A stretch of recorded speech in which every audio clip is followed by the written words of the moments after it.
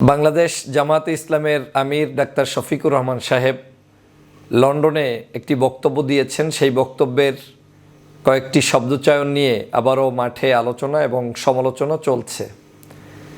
কেউ কেউ সেটাকে পজিটিভলি নিচ্ছেন, কেউ কেউ নেগেটিভলি নিচ্ছেন এবং আমাদের বাংলাদেশের রাজনীতিতে আলোচনা সমালোচনা এটা একটা দৈনন্দিন রুটিনে পরিণত হয়েছে।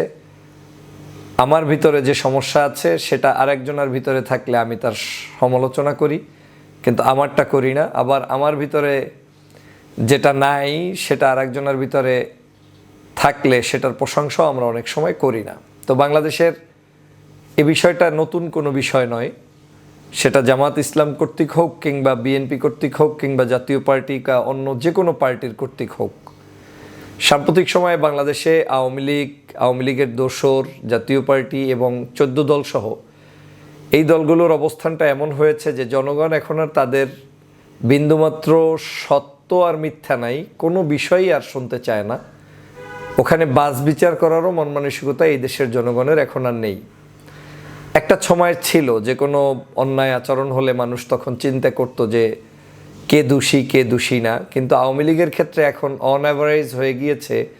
এজন্যই হয়েছে, বিশেষ করে জুলাইয়ের এই যে মানুষের বিপ্লব হয়েছে, এই 24 জুলাই আগস্ট মাসে যে গণহত্যাটি শেখ হাসিনা করেছে, সে কারণে শেখ হাসিনার পক্ষে নয়, বাট শেখ হাসিনার সামান্যতম সফট কর্নারও যদি তাদের কোনো সংগঠন ব্যক্তির উপরে কেউ দেখায়, স্বভাবতই সেটা নিয়ে একটা রিয়্যাক্ট হয়।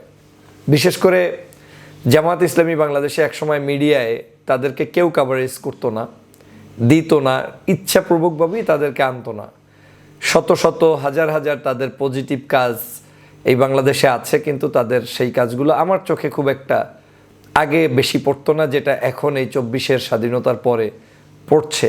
এর অন্যতম কারণও আছে। কারণ হচ্ছে ধর্মভিত্তিক দল, ইসলাম লাগিয়ে দল কিংবা যারা দাড়িওয়ালা টুপিওয়ালার দল, তাদেরকে নিয়ে বাংলাদেশে বেশ খানিকটা অ্যালার্জি রয়েছে। কৌশলগত কারণেই তাদেরকে one kind of black out করে দেওয়া হয় মিডিয়াতে, যেটাকে বলে যে তারা কোনো অবস্থায় ভালো কাজ করলেও সামনে আসবে না, খারাপ করলে তো মানে সেটা ভিন্নভাবে উপস্থাপন করবে, কিন্তু ভালোর কোনো কিছুই জাতির কাছে আর আসবে না। আবার অনেক সময় এমনও ছিল ভালো খারাপ কিছু নাই, কিছুই আসবে না, এটাও একটা পলিসি ছিল। দীর্ঘদিন পর্যন্ত সেই পলিসিতেই এই জামাত শিবির বাংলাদেশে থাকতে হয়েছে, যে কারণে তাদেরকে নিয়ে সমাজে খুব একটা ভালো মেসেজ কিন্তু নেই। কিন্তু আমরা সাম্প্রতিক সময়ে এই ডাক্তার শফিকুর রহমান সাহেবের উদারতা, তার রাজনৈতিক বিভিন্ন বিষয়ে উদারতার কারণে, বিভিন্ন দলমতের মানুষের সাথে তার ওঠবসের কারণে তিনি কিন্তু বেশ খানিকটা সকলের সাথে মেশার সুযোগ করছেন, যাচ্ছেন, বিভিন্ন অ্যাম্বাসেডারের সাথে মিটিং করছেন, সাংবাদিকদের সাথে মিটিং করছেন, ইন্টারভিউ দিচ্ছেন অন টু ওয়ান। সেই জায়গাগুলোতে তার একটা উদারতা ইতিমধ্যেই লক্ষ্য করা গিয়েছে। তো স্বভাবতই যে বেশি বক্তব্য দিবেন, কথা বলবেন, তার বক্তব্যের মধ্যে বিভিন্ন ধরনের কথার ভুল ধরাটাও আমাদের সমাজের জন্য একেবারেই সহজলভ্য একটা বিষয়। আমি গতকালকের জামাতের আমিরের বক্তব্য নিয়ে একটু কথা বলতে চাই, যদিও ওই বক্তব্যটি আমার কোনো হুবহু বক্তব্য নয়, যেটা আমি বিলং করি না, এটা একান্তই তার ব্যক্তিগত মেসেজ। কারণ তিনি একটি দলের আমির, তিনি কখন কোন নেতাদের সামনে কিভাবে বক্তব্য দিবেন, কোন কূটনৈতিকের সামনে কোন কূটনৈতিক আচার ব্যবহার তিনি প্রকাশ করবেন, সাংবাদিকদের সামনে তার বক্তব্যের ধরন কেমন হবে, ভিতরটা কেমন বাহির কেমন, এটা একান্তই একটা দলের আমির কিংবা প্রেসিডেন্ট কিংবা প্রধানের নিজস্ব ব্যাপার। কারণ এইরকম কারিশমেটিক লিডারশিপ যদি কেউ না থাকে তাহলে তারা সফল হতে পারে না। আমার ধারণা তার বক্তব্যের যে সমালোচনার যে অংশটু, সেটা হচ্ছে ফ্যাসিস্ট শব্দটি বারবার উচ্চারণ করতে চায় না। এ জায়গায় যেহেতু আমাদের সকলের ভিন্ন মত, ভিন্ন পথ, ভিন্ন চিন্তা রয়েছে, আমি একটু ভিন্নভাবে এটাকে বিশ্লেষণ করতে চাই। আমার কাছে মনে হয়েছে তিনি একান্ত তাদের নিজস্ব পরিসরের মানুষদেরকে বুঝাতে চেয়েছেন যে বাংলাদেশে বারবার প্রতিটা সময়ে আমাদের এই ফ্যাসিস্ট, আমাদের এই স্বৈরশাসক, আমাদের এই ঝঞ্ঝাল, এগুলো নিয়েই থাকতে হবে, মানে এগুলোই আমাদের বলতে থাকতে হবে। এটা কোনো কালচার কিংবা সভ্যতা হতে পারে না। তিনি তার নেতাকর্মীদেরকে আহ্বান জানাচ্ছেন যে আমাদের দেশকে গঠন করতে হলে আমাদেরকে এমন কিছু কাজ করতে হবে যেই কাজগুলোর মধ্য দিয়ে আমরা স্মরণীয় হয়ে থাকব, বরণীয় হয়ে থাকব। সকল মানুষের মধ্যে ভেদাভেদ থাকবে না, অন্যায় থাকবে না, জুলুম থাকবে না।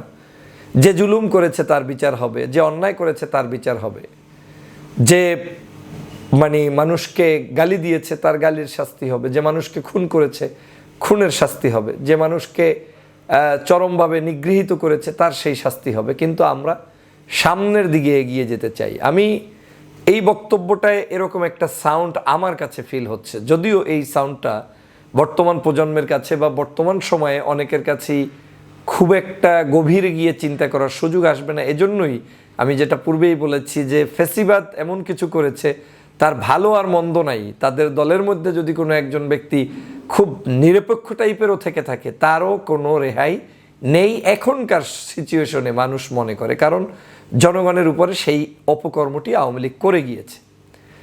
আমি তার এই বক্তব্য এবং পূর্বে আরেকটি বক্তব্য সাংবাদিকদের সাথে দেওয়া হয়েছিল যে ক্ষমা করার দেওয়ার বিষয়টা, সেটা নিয়ে অনেক তর্ক বিতর্ক হয়েছে এবং আমিও ভিডিও দিয়েছি। আসলে সেই জায়গাটায়ও তার পরবর্তী বক্তব্যগুলো শুনলে আমি ক্লিয়ার হয়েছি যে না, এই ক্ষমাটা ওই ক্ষমা নয়। ক্ষমা হচ্ছে আমরা এগিয়ে যেতে হবে, আমাদের পথ সামনে, এই দেশকে সবাইকে নিয়ে এগিয়ে যেতে হবে, কাজ করতে হবে। পড়ে থাকলে তো আর হবে না, বসে থাকলে হবে না যে আমার একটা কিছু হয়েছে ওইটার উপরে বসে থেকে আমি হুরহাঙ্গামা সারাদিন করতে থাকবো কিন্তু রাষ্ট্রের কোনো সংস্কার হবে না, এরকম তিনি বুঝাতে চেয়েছেন। এবং সেক্ষেত্রে কিন্তু তিনি স্ট্রেট ফরওয়ার্ড বলেছেন যারা অপরাধী প্রত্যেকের শাস্তির আওতায় আনতে হবে এবং আওয়ামী লীগকে এদেশের মানুষ পুনর্বহাল করবে না, এ ধরনের মন্তব্য আমরা পেয়েছি। তবুও সেই সময়ের বক্তব্যেও কিঞ্চিত সমালোচনা কিন্তু বাংলাদেশে হয়েছে। এই দুই বক্তব্য দেওয়ার মধ্য দিয়ে কি সমালোচনা বন্ধ হবে? না, বাংলাদেশে এই সমালোচনা চলবে। আগামী দিনে যতদিন ডাক্তার শফিকুর রহমান সাহেব না, পরিবর্তনও যদি হয়ে ভবিষ্যতে আরও কেউ আসে, ধরেন তিনি বয়স্ক হয়ে যাবেন, স্বাভাবিকভাবে তার জীবনের যত বছর আছেন তিনি হয়তো আমির থাকবেন অথবা থাকবেন না, ইটস আপ টু দেম, কিন্তু যতদিনই থাকবেন তিনি তো কথা বলবেন এবং তার দলের বহু মানুষ কথা বলবে। আপনি দেখবেন এই পার্টির সমালোচনা হতেই থাকবে। কেন হবে?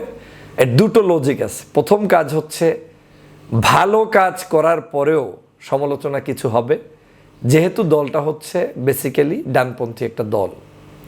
তাদের যে কোনো শব্দচয়নের ক্ষেত্রেই জনগণ, বিশেষ করে যারা তাদেরকে চোখের পাতায় দেখতে পারে না, যাদের উত্থানে মানুষের হৃদয়ে কষ্ট হয়, সে বসেই থাকবে যে কোনো মূল্যে তার কোনো একটা স্লিপ অফ টাং হোক কিংবা যে কোনো একটা শব্দকে টেনে এনে যদি আমরা বাহিরে এমনভাবে উপস্থাপন করতে পারি যাতে বিশ্বের বিভিন্ন জায়গায় তাদেরকে কোণঠাসা করা যায়, এটা স্বাভাবিক এবং এটা হবে, এটা হচ্ছে। আর আগে মিডিয়াতে তাদেরকে উপস্থাপিত হতে দেওয়া হতো কম, এখন মিডিয়াতে তাদেরকে নেওয়া হচ্ছে, সেটারও একটা আমার বিশ্লেষণ আছে, ব্যাখ্যা আছে। কারণ বাংলাদেশের মিডিয়াগুলোও অত্যন্ত চালাক হয়ে গিয়েছে, তারা এখন বোঝে যে কাদেরকে মানুষ পছন্দ করে, কোন পন্থী মানুষ বেশি। এখন দেখবেন আমাদের দেশের একজন আলেম ওলামারও কোনো একটা ফেসবুকে স্ট্যাটাস হলে সেটা কিন্তু টেনে এনে এই মিডিয়াতে প্রকাশ করা হয়। একটা সময় কিন্তু এটা ছিল না। তো কেন প্রকাশ করে? কারণ জানে যে ওই মিডিয়াতে ওই পোস্টটা শেয়ার করলে ওই পন্থী মানুষগুলো এই ফেসবুকের, এই ইউটিউবের ফলোয়ার হবে এবং তারা তাদের ভিডিওগুলো দেখবে, দেখলে রিচ হবে, তাদের এইটার ফেম বাড়বে, মানুষ তাদেরকে সম্মান করবে। সেই জায়গা থেকে বাংলাদেশের 24-এর পরিবর্তনের পরে এদেশের সাংবাদিকরাও মনে করে যে জামাত ইসলাম একটা বড় ধরনের ভূমিকা পালন করেছে, তো তাদেরকে পিছনে রেখে লাভটা কি? কিন্তু সমালোচনা কিন্তু বন্ধ হবে না, এটা চলবেই।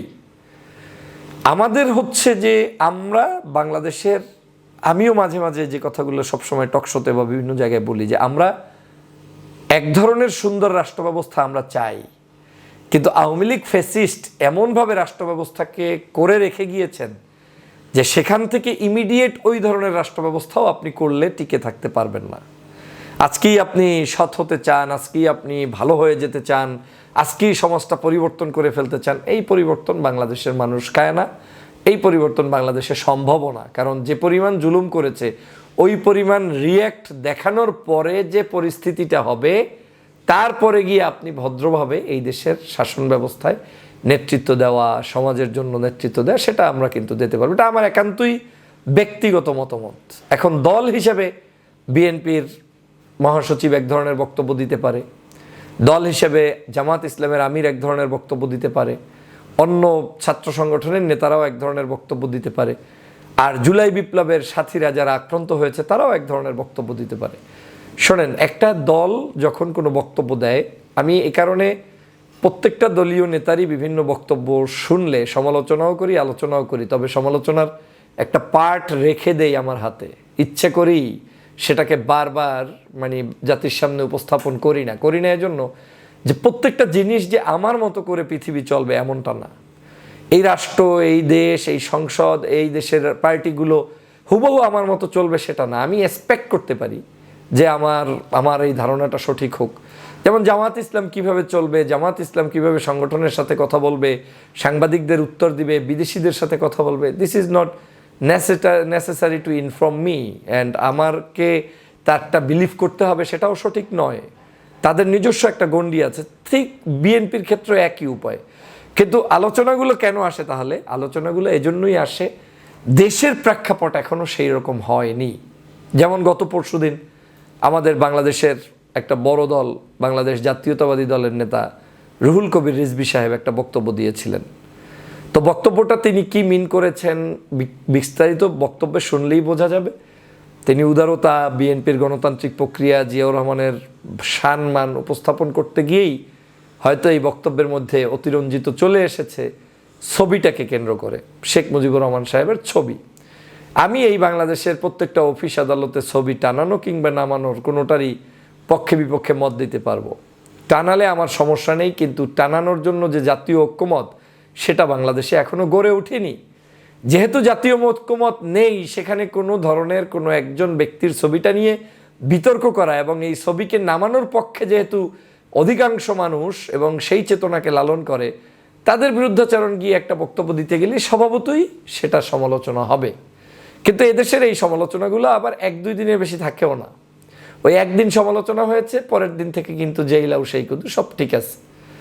আমি সে কারণেই বলছি যে জামাত ইসলামের আমির সাহেব যে বক্তব্য দিয়েছেন, এ বক্তব্যটা তার নেতাকর্মী এবং নিজস্ব পরিসরে এভাবেই হয়তো দিয়েছেন যে আগামী দিনের রাষ্ট্র ব্যবস্থায় আমরা এগিয়ে যেতে চাই এবং এগিয়ে যেতে হলে আমাদেরকে আরও বেশি উদার কিংবা গণতান্ত্রিক স্পেস তৈরি করতে হবে। কিন্তু এটার মানে এই নয় যে আওয়ামী লীগের সাথে ওইভাবে করে ঘষামাজা করতে হবে। এবং আমি বিশ্বাস করি যে আমাদের বিএনপিরও মহাসচিব কিংবা বিএনপির আমার সহকারী সেক্রেটারি জেনারেল বা দায়িত্বে মির্জা আব্বাস বলেন, তারপরে আমাদের রিজভী ভাই বলেন, যারাই বক্তব্য দিচ্ছে, কারো বক্তব্যই আওয়ামী লীগকে পুনর্বাসনটা করা হয়তো উদ্দেশ্য নয়, কিন্তু বক্তব্যের লাইন এবং উপস্থাপনগুলো হয়তো সময় সাময়িক যেটা দরকার সেখান থেকে একটু ভিন্ন হওয়ায় জাতিগতভাবেই আমরা এটা নিয়ে সমালোচনায় ব্যস্ত থাকি। আমার আজকের বক্তব্যের মূল প্রতিপাদ্য বিষয় হচ্ছে, আসুন আমরা ফ্যাসিবাদের কবল থেকে বাংলাদেশকে মাত্র রক্ষা পেরেছি, এই বাংলাদেশকে আগামী দিনে এগিয়ে নেওয়ার জন্য আমাদের একটি জাতীয় ঐক্যমত দরকার। সবাই মিলে আমরা সেই ঐক্যমত গঠন করি এবং সত্যি সত্যি দেশকে একটা ভালো জায়গায় নিয়ে যাই। কিন্তু সেটা নেয়ার আগে সবার আগে আমার নিজের সংস্কার করতে হবে, যে ব্যক্তি হিসেবে আমি কেমন থাকতে চাই, আমি কেমন বাংলাদেশ চাই, আমি কেমন আগামীর বাংলাদেশ চাই। এরকম একটি সুন্দরতম বাংলাদেশ যদি আমরা গঠন করতে চাই, সেজন্য নিজের পরিবর্তন দরকার। আর যারা যারা অপরাধ করছে তাদেরকে ক্ষমা করলে, যেহেতু এই দেশের কেউ আমাদেরকে কোনোদিন ক্ষমা করবে না, অতএব কাউকেই ক্ষমা করার প্রশ্ন নাই। সকল অন্যায়কারীর বিচার এই বাংলার বুকে হতে হবে, জনসম্মুখে হতে হবে এবং ইতিহাসের পাতায় পাতায় তাদের সকল স্বৈরতন্ত্রের ইতিহাস লিখিত আকারে প্রকাশ করতে হবে। আশা করি আমার বক্তব্যের সারমর্ম সবাই বুঝতে পেরেছেন। আল্লাহ পাক আমাদের সবাইকে সঠিক বুঝ দান করুক, আমিন। আসসালামু আলাইকুম ওয়া রাহমাতুল্লাহি ওয়া বারাকাতুহু।